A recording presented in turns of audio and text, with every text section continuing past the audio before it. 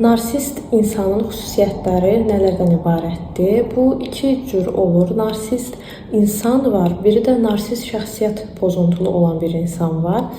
Demək, narsist şəxsiyyət pozuntulu olan bir insanda özgüvən problemi daha üzə çıxır, yəni qabarıq bir formada olur. Amma narsist xarakterli bir insanda isə bu gizli olur. Yəni daha çox daxili özgüvənsizlik problemi olur bu insanda və hər hansı bir narsist şəxsiyyət pozuntusu olan insanla münasibətdə olsaz, siz depressiyaya düşəcəksiniz. Yəni asanlıqla depressiyaya düşəcəksiniz.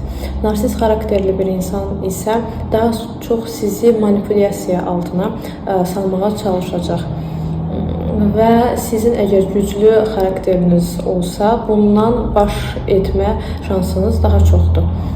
Ümumilikdə isə hər ikisində başqalarına özlərini yaxşı bir formada göstərmək və eyni zamanda ətrafdakı insanları aşağılamaq problemi olur.